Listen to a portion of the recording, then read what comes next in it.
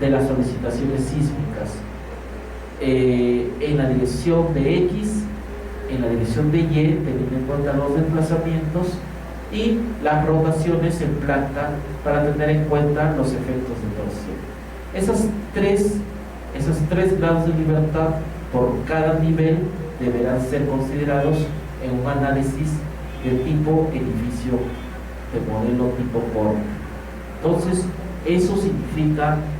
un diafragma rígido. Es aquel elemento estructural horizontal que, conectados a los elementos verticales,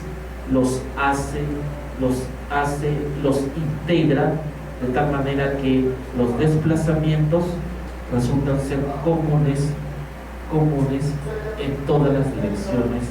actuantes según la solicitación sísmica que se está con la cual se está analizando, evaluando y diseñando, teniendo en cuenta estos factores. Entonces, eso es un poco lo que es el diseño sísmico. Esto es la simplificación de los modelos estructurales. Estas son las técnicas de análisis para modelos de edificio tipo corte, y estas son las restricciones y las consideraciones que debemos tener en cuenta cuando se hace un modelo sísmico para una estructura de concreto armado, en la que podremos nosotros utilizar estas ventajas y estos modelos para el análisis sísmico que utilizaremos para el diseño sismo resistente que haremos uso con esta primera parte. ¿Sí? Acá hay una pregunta, me hacen una pregunta, me dicen: de allí se toma el criterio del brazo rígido para el modelamiento en el nudo de la viga de columna. Sí, así es, señora Abel. En este caso, el criterio de los brazos rígidos es un criterio que se complementa con lo que estoy explicando hace unos momentos. Precisamente,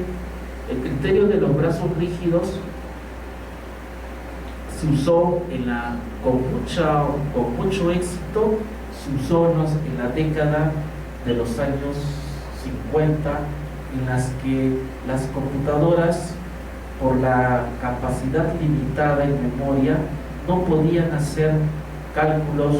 como los que en la actualidad hacemos a nivel de elementos finitos, a nivel del análisis matricial estructural, ¿no? No había esas herramientas con las que hoy en la actualidad contamos. Las computadoras estaban sumamente limitadas en memoria, los procedimientos de cálculo se hacían en virtud a ábacos, en virtud a tablas, en virtud a métodos numéricos de aproximación, donde se utilizaban algunos criterios aproximados para poder estudiar el diseño sísmico, el diseño del comportamiento. El ejemplo del brazo rígido es una técnica de análisis que se utilizó mucho en esas décadas para analizar muros del corte, sobre todo haciendo uso en ese entonces de las rigideces calculadas por Newton. Si ustedes recordarán, para aquellos ingenieros que pudieron en las décadas de los 50 ver alguna bibliografía de esas décadas, ustedes podrán revisar la bibliografía, en donde se generaban algunas rigideces, no matrices, porque todavía no era tan tan conveniente trabajar con matrices, repito, por las limitaciones en memoria que se imponían en ese entonces. Lo que se hacían eran métodos aproximados, y uno de los métodos aproximados era el método de Newton, en donde, bueno, pues se podía calcular aproximadamente, se podía estimar la rigidez lateral de un muro, de una placa de concreto armado. Y a raíz de eso, también como una forma de simplificación del análisis, se podía considerar el criterio de los brazos rígidos para considerar el aporte de la gran rigidez a carga lateral de los muros que aportaban rigidez lateral para controlar los efectos sísmicos en ese entonces. Sí, y bueno, obviamente acompañado de ese criterio de los brazos rígidos estaba el diafragma rígido. El diafragma rígido, que repito, es una simplificación para estudiar, en el caso de los brazos rígidos, para estudiar a los elementos verticales con las placas, como una aproximación en donde de alguna manera pues, se podía considerar el aporte de la gran rigidez de estos muros, haciéndolos trabajar como columnas o como ejes, ¿no? Teniendo en cuenta su gran rigidez lateral. Eso resultaba bastante práctico, bastante en su tiempo novedoso,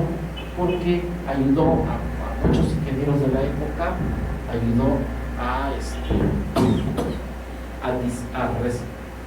a solucionar una necesidad imperiosa en ese entonces. Bueno, en la actualidad también se aplica cuando se quiere hacer algunas verificaciones, se quieren hacer algunas estimaciones rápidas, o se quiere también simplificar aún más el modelo estructural. SAP tiene un módulo para asignar brazos rígidos, tiene sobre todo para simplificar el modelo, pero también tiene la opción de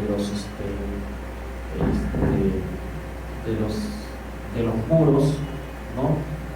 Haciendo uso de una cuadrícula que utiliza como base geométrica para la aplicación de los elementos finitos, para poder modelar una placa con elementos finitos a través del uso del elemento wall, ¿no? El elemento wall que en su momento veremos, y que él mismo puede ser subdividido en particiones para poderlos aplicar el método de los elementos finitos y poderlos enviar, ¿no? Entonces, de hecho que eso demanda mayor cantidad de memoria, también demanda mayor cantidad de tiempo de procesamiento, pero son herramientas que en la actualidad se utilizan mucho. También así SAP nos permite tener la opción de brazos rígidos para elementos simplificados, sobre todo para elementos en los que se puede hacer, teniendo en cuenta las restricciones del caso, se pueden hacer estas simplificaciones que acabo de indicar, ¿no? Para aplicaciones digamos, que están siendo analizadas, para hacer algunas verificaciones y para poder hacer algunos estudios básicos a nivel de, repito, verificación. Sí, pero es bastante interesante lo que acaba usted de indicar y le agradezco, ya que esto me ha dado la oportunidad de poder retomar y aclarar estos puntos que son bastante importantes para cada uno de nosotros, sobre todo teniendo en cuenta que estas herramientas que se vienen utilizando son útiles sobre todo para la verificación en los sistemas sofisticados que usamos para hacer los análisis en la actualidad. Básicamente es eso. Sí, las gracias a usted también por las preguntas oportunas que siempre tengo de parte de ustedes. Muchas gracias a usted. Entonces tenemos ahí, bueno, ahora el tema pues del análisis matricial de estructuras, que hace uso del análisis mediante matrices por el método de las rigideces para evaluar las rigideces de cada uno de los elementos que conforman el gran complejo estructural, partiendo desde los elementos del tipo frame,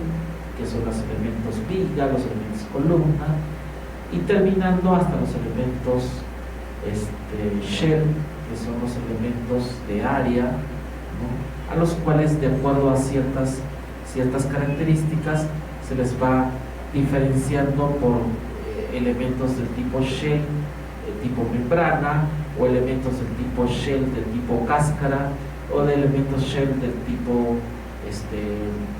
wall para elementos verticales, en donde hacemos uso de los elementos finitos para poder estudiarlos y encontrar los esfuerzos y las deformaciones en cada uno de los puntos que constituyen la malla de elementos finitos propuestas para estos modelos, que, repito una vez más, son modelos de áreas que deberán ser no solamente identificados, sino que también deberán ser usados de acuerdo a su papel, de acuerdo a su desempeño dentro del complejo estructural, ¿no? Teniendo en cuenta su geometría, en principio, su área, su espesor, porque dependerá del espesor el elegir un tipo de estructura del tipo shell o del tipo, por ejemplo, del tipo slab, ¿no? O del tipo drop, que también son elementos estructurales que dependen del espesor del elemento estructural, en donde, debido a esta característica importante que los define de acuerdo al espesor, pueden o no ser capaces de tomar fuerzas de corte, y entendiéndose como fuerzas de corte, que son las fuerzas propiciadas por las fuerzas de corte que vienen por punzonamiento, que son lo que más adelante hablaremos un poquito más detallado para poder darle el uso respectivo a cada uno de estos elementos, porque hay ciertos elementos de área en donde el espesor importa mucho, ya que estos elementos de área reciben cargas perpendiculares a su plano y que exigen, además de los efectos de flexión, exigen corte por punzonamiento, que deberá considerarse en el diseño estructural de estos elementos. Estoy hablando, por ejemplo, de cimentaciones, ¿no? En donde la cimentación importa mucho el espesor que deberán tener para poder considerar el corte por punzonamiento en el diseño. En el caso de los muros y de las losas, el espesor no es del todo tan relevante, porque estos elementos no son capaces de tomar corte por punzonamiento, salvo en las zonas en donde se conectan con los elementos verticales. Dependiendo del nivel de fuerzas externas, estas pueden inducir punzonamiento, en los que habría que tomar ya otras medidas en el diseño de estas losas, en donde habrá que considerar los respectivos ensanches denominados abacos, ¿no? Pero en otros libros también se les llaman capiteles, ¿no? En donde estos ensanches se construyen, ¿no? Se diseñan y se construyen precisamente para considerar las fuerzas de corte por punzonamiento que se puedan originar en la zona de conexión entre las columnas y las losas respectivas, Teniendo en cuenta entonces estas zonas de conexión, habrá que tener en cuenta el diseño y el detallado respectivo según la norma técnica E060 del Reglamento Nacional de Edificaciones. Entonces, estos aspectos conceptuales que estoy dando desde la primera parte de esta charla son bastante básicos en ingeniería estructural, para tenerlos en cuenta durante el proceso del modelado, del diseño y de la interpretación de los resultados que vamos a obtener haciendo uso de la herramienta SAP 2000, que en esta ocasión aplicaremos para una edificación aporticada y luego para una edificación del tipo muro de corte. Teniendo en cuenta entonces estos aspectos, es que podemos ir entendiendo, porque el diseñador no solamente es una persona que propone genera modelos estructurales, entiende la mecánica teórica, sino que además debe entender el comportamiento estructural, el comportamiento a solicitaciones por diferentes tipos de cargas, y debe entender también las restricciones que tienen cada uno de estos modelos, las ventajas, las desventajas, sus características,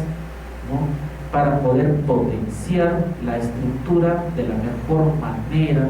y poder disponer de una estructura con buen desempeño, o mejor dicho, con el desempeño esperado, que permita asumir la resistencia a los diferentes esfuerzos que van a presentarse, inducidos por las cargas externas aplicadas, ya sea de naturaleza gravitacional, o por naturaleza sísmica, o por naturaleza de empuje hidrostático, o por empuje de rellenos, tales como los que he indicado en la parte inicial. Entonces, cada uno de estos elementos tiene su papel, su rol importante dentro del contexto estructural, y después, en la segunda fase, haré una reseña básica de vigas, columnas, y terminaré con placas, para inmediatamente proceder ya a hacer diferentes modelos en SAP, y veremos todas las opciones que da SAP para poder representar, estudiar, evaluar y disponer de los diferentes elementos que nos da en función a lo que queremos nosotros como estructura dentro del diseño estructural, ¿no?, entendiendo todas las características que acabo de mencionar, y todas las y sobre todo todos los aspectos que deben ser considerados en el diseño estructural, que lo haremos en la siguiente parte de esta charla, que bueno, tenemos en este caso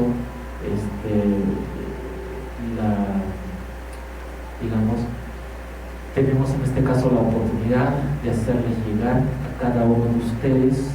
ya sea a los participantes que están de manera online presentándose, y a los presentes aquí que tienen también la oportunidad de poder preguntar en todo momento, preguntar y participar, para que la clase, o mejor dicho, la charla que estoy dando, sea más interactiva, ¿no?, que permita a todos nosotros poder evaluar y poder conocer más y compartir algunas de nuestras experiencias en el diseño estructural,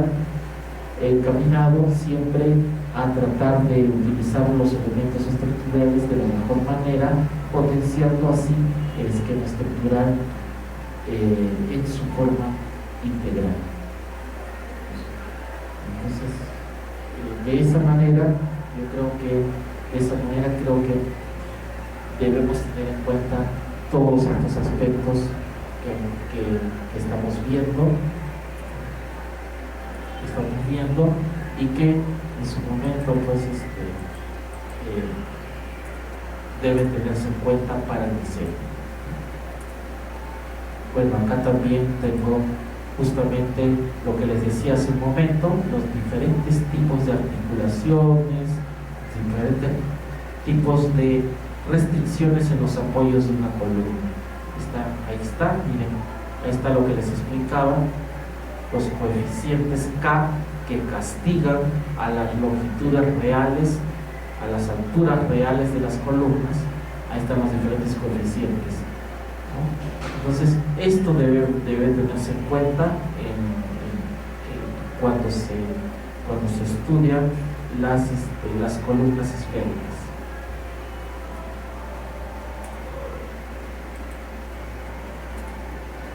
Y bueno, esto es un entramado, en este caso es un entramado metálico que se utiliza para las coberturas livianas en los techos,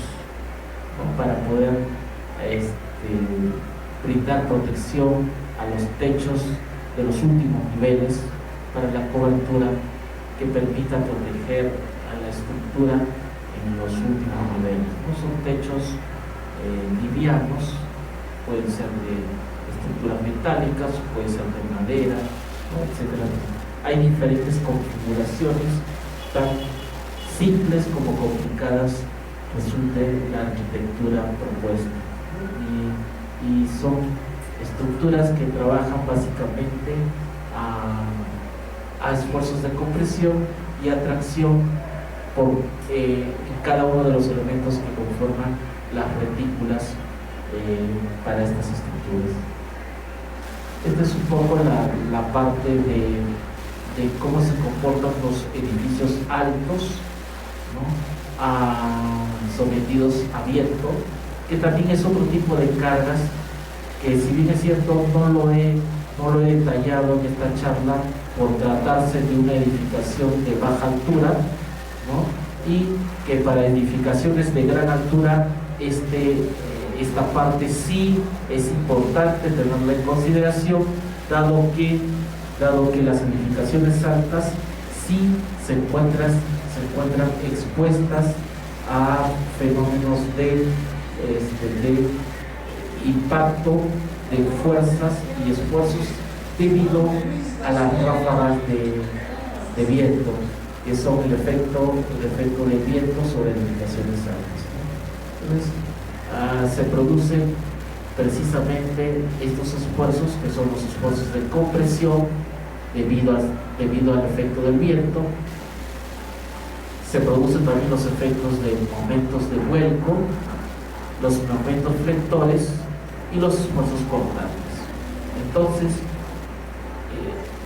la fuerza propiciada por el viento en edificaciones altas puede producir 4 tipos